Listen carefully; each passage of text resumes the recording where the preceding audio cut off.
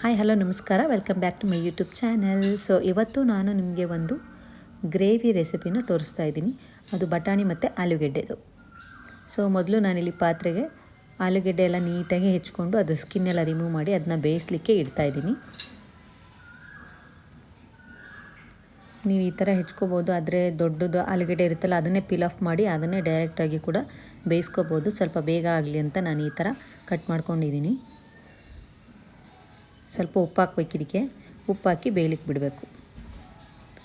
ಇವಾಗ ನಾವು ಅದಕ್ಕೆ ಗ್ರೇವಿಗೆ ಮಸಾಲೆ ಮಾಡ್ಕೊಳ್ಳೋಣ. ಅದಕ್ಕೋಸ್ಕರ ನಾನು ಕೊತ್ತಂಬರಿ ಸೊಪ್ಪು, ಈರುಳ್ಳಿ, ಟೊಮ್ಯಾಟೊ ಹಾಕ್ಕೊಂಡು ಮಿಕ್ಸಿ ಮಾಡ್ಕೊಳ್ತಾ ಇದ್ದೀನಿ.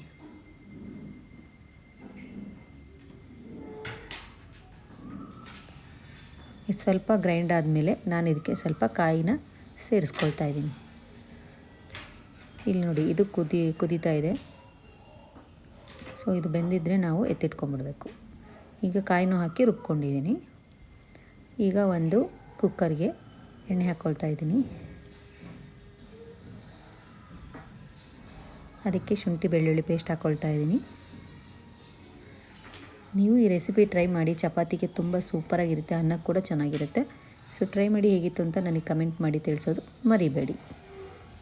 ಹಾಗೆ ಹೊಸಬರಾಗಿದ್ದರೆ ನನ್ನ ಚಾನಲ್ನ ಸಬ್ಸ್ಕ್ರೈಬ್ ಮಾಡಿ. ಹೀಗೆ ಹಸಿ ವಾಸನೆ ಹೋಗೋವರೆಗೂ ನಾವು ಶುಂಠಿ ಬೆಳ್ಳುಳ್ಳಿ ಪೇಸ್ಟ್ನ ರೋಸ್ಟ್ ಮಾಡ್ಕೊಳ್ತಾ ಇದ್ದೀವಿ.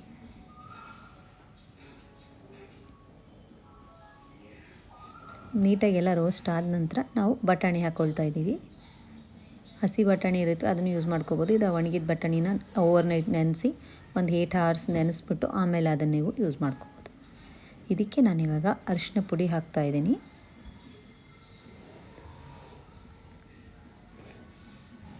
ಸ್ವಲ್ಪ ಗರಂ ಮಸಾಲ, ಅದು ಮನೆಯಲ್ಲೇ ಮಾಡಿರೋದು, ಅದನ್ನು ಹಾಕ್ಕೊಳ್ತಾ ಇದ್ದೀನಿ. ಹಾಗೆ ಸ್ವಲ್ಪ ಜೀರಾ ಪೌಡ್ರ್ ಹಾಕ್ಕೊಳ್ತಾ ಇದ್ದೀನಿ. ನೀವು ಅಂಗಡಿದೇನೆ ಯೂಸ್ ಮಾಡ್ಕೋಬೋದು, ಏನು ತೊಂದರೆ ಇಲ್ಲ, ಸೇಮ್ ಟೇಸ್ಟೇ ಬರುತ್ತೆ. ಸ್ವಲ್ಪ ಉಪ್ಪು ಹಾಕ್ಕೊಳ್ತಾ ಇದ್ದೀನಿ. ಎಲ್ಲದನ್ನು ನೀಟಾಗಿ ಮಿಕ್ಸ್ ಮಾಡ್ಕೊಳ್ಳಿ. ಎಣ್ಣೆಯಲ್ಲಿ ಸ್ವಲ್ಪ ಇದೆಲ್ಲ ಬಾಡಿಸ್ಕೊಂಡ್ರೆ ಟೇಸ್ಟ್ ಚೆನ್ನಾಗಿರುತ್ತೆ. ಈಗ ಇದಕ್ಕೆ ಇನ್ನು ಸ್ವಲ್ಪ ಕಲ್ಲುಪ್ಪು ಕೂಡ ಹಾಕ್ಕೊಳ್ತಾ ಇದ್ದೀನಿ. ಹಾಗೆ ಇದಕ್ಕೆ ನಾವು ರುಚಿಗೆ ತಕ್ಕಷ್ಟು ಖಾರ ಹಾಕ್ಕೋಬೇಕು. ಹಸಿ ಖಾರ ಇಷ್ಟಪಡೋರು ಹಸಿಮೆಣ್ಸಿನ್ಕಾಯಿ ಕೂಡ ಹಾಕ್ಕೋಬೋದು. ಒಣ ಖಾರ ಇಷ್ಟಪಡೋರು ಅಚ್ಚ ಖಾರದ ಪುಡಿ ಹಾಕ್ಕೊಳ್ಳಿ. ಹಾಗೆ ಈಗ ನಾವು ಬೇಯಿಸಿ ಮತ್ತು ಸ್ಮ್ಯಾಶ್ ಮಾಡಿ ಇಟ್ಕೊಂಡಿದ್ದೆ ಇದನ್ನು ಆಲೂಗೆಡ್ಡೆ ನಿಮಗೆ ತೋರಿಸಿದ್ನಲ್ಲ. ಸೊ ಅದನ್ನು ಈಗ ಈ ಟೈಮಲ್ಲಿ ಮಿಕ್ಸ್ ಮಾಡ್ಕೊಳ್ತಾ ಇದ್ದೀನಿ. ಎಲ್ಲದನ್ನು ನೀಟಾಗಿ ಮಿಕ್ಸ್ ಮಾಡಿ.